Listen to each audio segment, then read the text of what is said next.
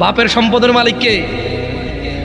যত খারাপই হোক, বাপের পরিত্যক্ত জিনিসের মালিক কে? সন্তান।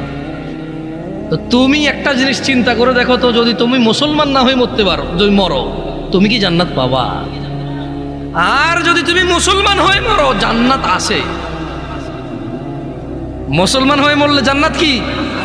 যেমন তোমার বাপ তোমাকে ঘরে জায়গা দিবে না বলে তুমি জেঠার ঘরে চাচার ঘরে যে আধা ঘন্টা 1 ঘন্টা 2 ঘন্টা থাকো, নানার বাড়ি যদি 2 দিন বেড়াও, তোমার মা আয়সা দিয়ে যায়, খালা আয়সা দিয়ে যায়, থাক ওরে মারিয়েন না, আর করবে না। জায়গা শেষ পর্যন্ত কোথায় হয়? ঘরে হয়। ওকে, তোমার মা বলছে তুই আজকে ঘরে, তোর খবর আছে। তোমার বয়স তখন মাত্র 11 বছর বা 12 বছর। তুমি এখন এত শিয়ানা হও নাই, এত শক্তিশালী হও নাই যে মাকে ধমক দাও। মাত্র তোমার বয়স 11-12 বছর। কোনো একটা অন্যায় করেছো, তোমার মা বলছে তুই আজকে ঘরে আয়। তুমি কি করছো? এসার পর হয়ে গেছে, দোকানের সামনে ঘোরাঘুরি করতেছো। তোমার চাচা বলতেছে কি রে, 8টা বাজারে তুই আজকে এখনো ঘরে যাস নাই? চাচা বুঝতে পারছে আজকে খবর আছে, কিছু একটা করছো। 8টা-9টার পরে যায় দেখে যে তোমার মাই তোমারে খুঁজতেছে। এরকম হয় না?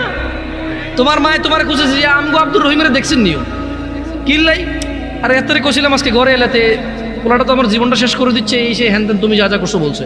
বলার পরে তোমার মায় কিন্তু তোমার, যখন এখনকার কথা বলছি না, তোমার মায়ে তোমাকে চেরাগ নিয়ে চেরাগের যুগে খুঁজছে, হারিকেন নিয়ে হারিকেনের যুগে খুঁজছে।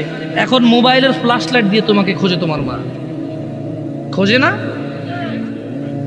দেখছো, তোমার মায়ের সন্তান তুমি, অন্যায় করছো বলছে ঘরে জায়গা দিবে না, 2টা শলা দিয়ে বাড়িও দিছে, কিন্তু আবার মাই রান্না করে খাওয়াইছে, আবার মাই